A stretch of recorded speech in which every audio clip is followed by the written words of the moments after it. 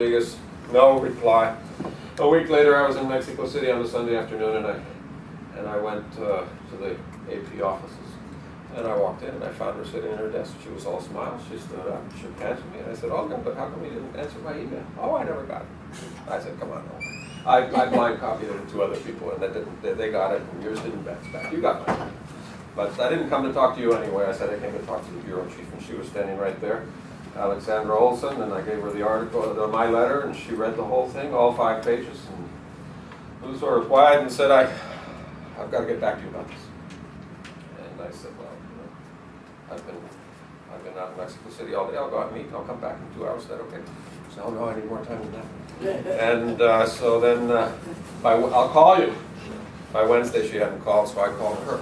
She put me through to Nico Price, Latin America editor. And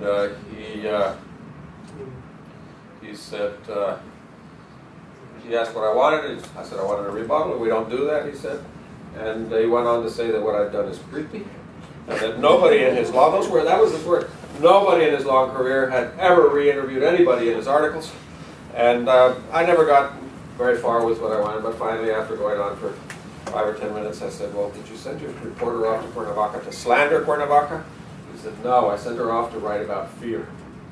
The Mexico City News, which is the English language newspaper in Mexico City, picked it up and wrote an article with a long headline that said that AP shows its stripes. Reporter sent to Cuernavaca, not in search of the truth, but on assignment. And indeed, that's what she had been sent off to do. She had been sent off to write about fear, and she did. And it was picked up by news sources all over the world. The Nico Price, the Latin America editor, was very angry. He called up the news. He spoke to the managing editor and said that he wanted that reporter fired. Mary Edwards is her name. And he never said that. He never said creepy. He never said that he'd sent his reporter off to write about fear. And the managing editor said, "But Mr. Price, we have the recording." Oh. And so he was quiet.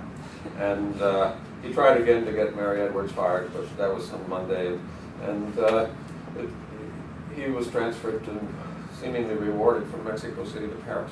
I suspect that his transfer was already in the works, and he was upset because things were coming back from New York. How come he sent a reporter off on the sign? And so blatant. But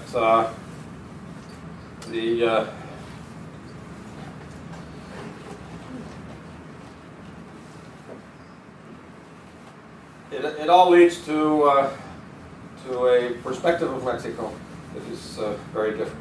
I agree with Fred that drug traffickers are business people, and they have a merchandise to move through the country. They have a merchandise that they are producing. The value of their merchandise depends on the danger, and with increasing danger, prices go up. They are fighting over plazas, and indeed they are trying to gain control of sections of the country and of routes of transportation. Ex-Governor Rizzo of Nuevo León state, the capital is Monterrey and it borders on Texas. He said that under the PRI governments, which ruled Mexico until the year 2000, arrangements had been made with the several cartels, about 7 cartels at the time. And they told he denied all of this after it was published in the newspaper, but it was published in Reforma, and it was a bona fide interview with the former governor. And of course, he had to deny it. But the deals had been worked out between the government and the drug cartels, which roads they could use, where they wouldn't be harassed, and to not take their merchandise through cities, and to not get the civil society involved in the transportation, and to pay a fee to the PRI administration of each area that they were moving through. And when the Pond Party took over in 2000, it wasn't willing to go along with those deals.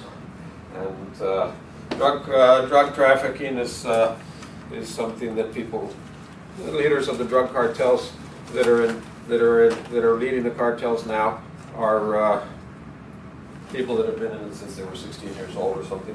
This is a prestigious news magazine in Mexico. It's Proceso. It comes out on Sundays. And the founder of Proceso is the man in the white shirt, and his name is Julio Scherer Garcia. He founded Proceso in 1976. He's no longer the general director of the magazine, but he is a prestigious and living journalist, And in this article, he tells the readers about going off to interview Mayo Zambala, who's the guy that baseball cap. He's in the Sinaloa cartel under Chapo Guzman, who's on the Forbes list of wealthiest people in the world. He, in the introduction to the interview, Shadow Garcia tells us, as the readers, he says, don't criticize me for going off and interviewing a drug cartel. He tells us about the difficulty in getting there, how he had to be transferred from one vehicle to another, and he spent nights in rooms that had no open windows. He had no idea where he was, and they got him to the place after about 4 days of travel, and they took him back home the same way. So he has no idea where it was that he carried out this interview. But he said, I'm a journalist, and if the devil offered me an interview, I would go to hell to get the interview instead. And but in this article, he asks Mayo Zambala if he's not afraid. And Mayo Zambala says, I'm terrified. I can't even go to my daughter's 15-year-old birthday parties. I can't go to weddings in my family. I know that the Army's always there expecting that I'm going to show up, and they try to capture me. And but I can move through these hills here because the people know me, and I know the hills, and I come and go. And then he used a word I don't even remember what it was. I think the agallas or something. He said, I hope I would have the balls to kill myself or shoot myself if I am captured. And if I am captured and do kill myself or just captured and put in prison, I know that somebody else will fill my space immediately, but I don't know who that person is. This is the most absurd of wars that are being fought, is to fight against an enemy with which there will be never a vacancy. And carry on, and once you take out, that's the current phrase, you take out, how many, we're gone? No, 2 more minutes? It'll be immediately filled by somebody else. But then let me just finish up with reading you a bit longer piece than what was published by NACLA. In recent years, coverage of Mexico in newspapers and television has borne little or no resemblance to what I see and experience living in Mexico. It's not because I don't live in or travel through that part of town. I travel everywhere, and it certainly isn't because of the time of the night or day. I frequently drive across Cuernavaca and even Mexico City alone and after midnight. And the incident with the AP was unnerving to me. Only a year before this, swine flu, the media-induced hysteria that destroyed Mexican tourism and threatened foreign investment.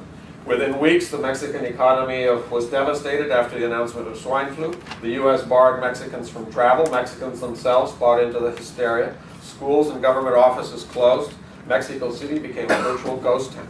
The reported numbers of dead went up and down until finally, U.S. Secretary of Homeland Security Janet Napolitano issued a press release stating that swine flu was no more dangerous than regular seasonal flu.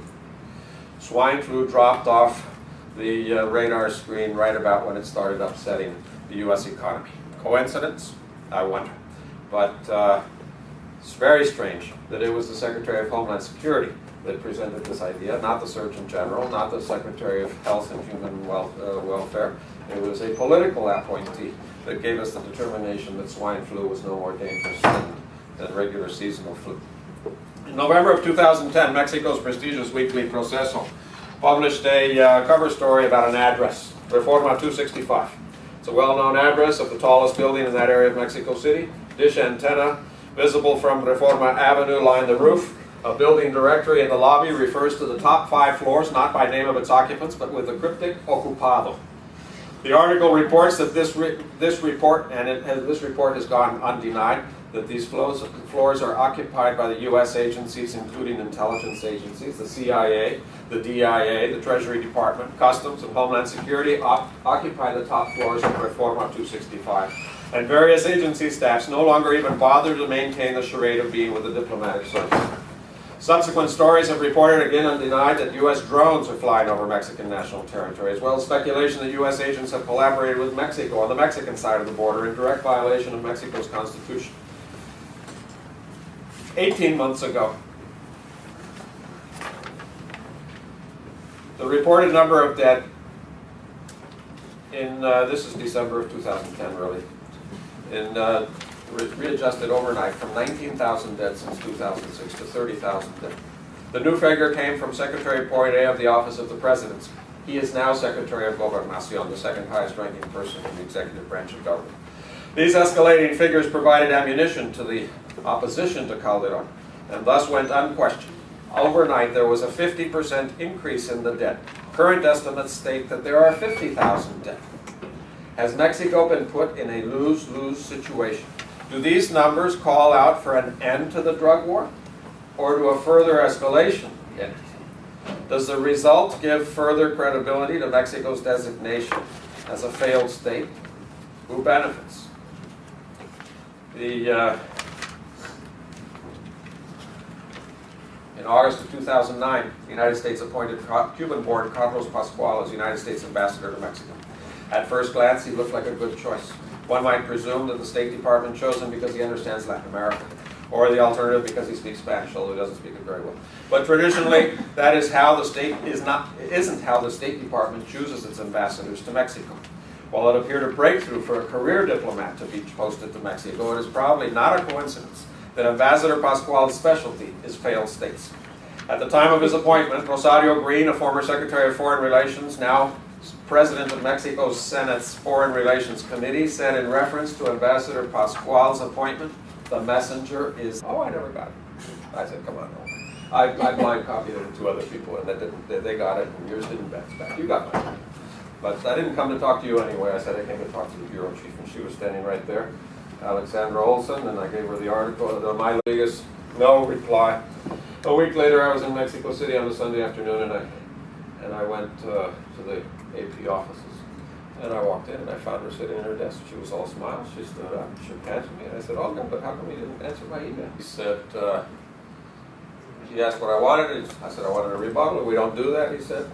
And he went on to say that what I'd done is creepy, and that nobody in his long, that was his word, nobody in his long career had ever re-interviewed anybody in his articles. Letter, and she read the whole thing, all 5 pages, and Luzor replied and said, I've got to get back to you about this.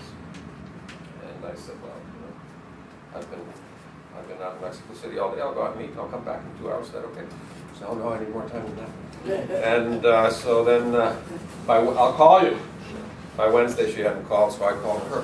She put me through to Nico Price, Latin America editor. And he